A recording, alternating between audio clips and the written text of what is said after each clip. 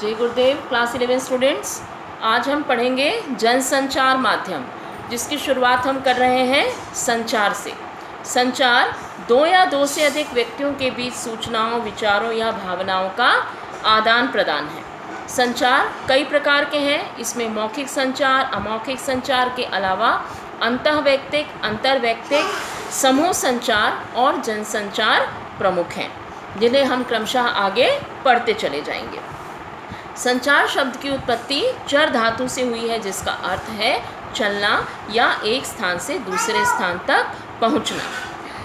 इस प्रकार सूचनाओं, विचारों और भावनाओं को लिखित, मौखिक या दृश्य श्रव्य माध्यमों के जरिए सफलतापूर्वक एक स्थान से दूसरे स्थान तक पहुंचाना ही संचार है, और इस प्रक्रिया को अंजाम देने वाले तरीके संचार माध्यम कहलाते हैं। इस तरह हमने देखा कि संचार एक घटना की बजाय एक प्रक्रिया है, एक ऐसी जीवन प्रक्रिया जिसमें सूचना देने और पाने वाले की सक्रिय भागीदारी ज़रूरी होती है। दोनों की भागीदारी से ही यह प्रक्रिया पूरी होती है। अब हम पढ़ेंगे संचार के तत्व। संचार प्रक्रिया की शुरुआत स्रोत या संचारक से होती है।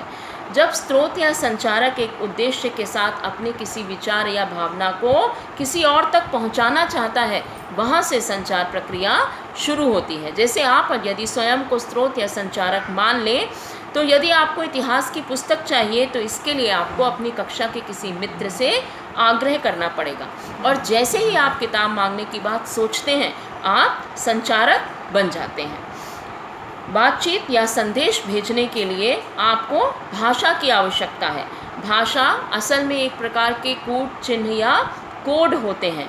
आप अपने संदेश को उस भाषा में कूटीकृत या एनकोडिंग करते हैं।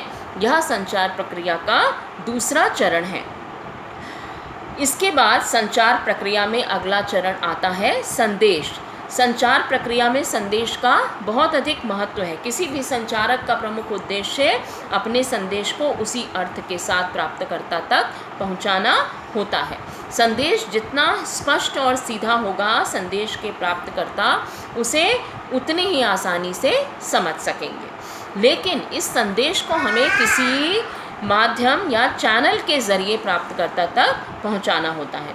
जैसे हमारे बोले हुए शब्द ध्वनि तरंगों के जरिए प्राप्तकर्ता तक पहुंचते हैं, जबकि दृश्य संदेश प्रकाश तरंगों के जरिए पहुंचते हैं।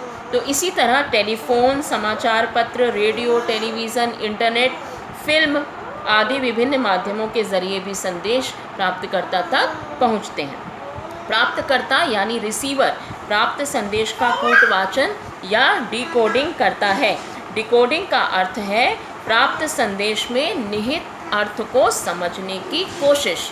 एक तरह से यह एनकोडिंग की उल्टी प्रक्रिया है। इसमें संदेश का प्राप्तकर्ता उन चिन्हों और संदेशों के अर्थ निकालता है। अब संचार प्रक्रिया में प्राप्तकर्ता की भूमिका इसलिए भी अहम होती है कि प्राप्तकर्ता जब संदेश प्राप्त करता है तो उसके मुताबिक वह अपनी प्रतिक्रिया व्यक्त करता है। यह प्रतिक्रिया सकारात्मक या नकारात्मक हो सकती है। यानी आपका मित्र कह सकता है कि वह पुस्तक देगा या नहीं देगा। तो संचार प्रक्रिया में प्राप्तकर्ता की इस प्रतिक्रिया को फीडबैक कहते हैं। संचार प्रक्रिया की सफलता में फीडबैक की अहम भूमिका होती है, और इसी से पता चलता है कि संचार प्रक्रिया में कहीं कोई बाधा तो नहीं आ रही है। लेकिन वास्तविक जीवन में संचार प्रक्रिया इतने सुचारू रूप से नहीं चलती है। उसमें कई बाधाएं आती हैं, और इन बाधाओं को शोर या नॉइज़ कहते हैं। संचार की प्रक्रिया को शोर से बाधा पहुंचती है। यह शोर किसी भी किस्म का हो सकता है।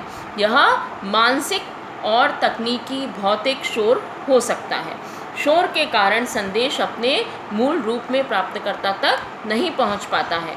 अब सफल संचार के लिए संचार प्रक्रिया से शोर का हटना या उसका कम होना बहुत ज़रूरी है।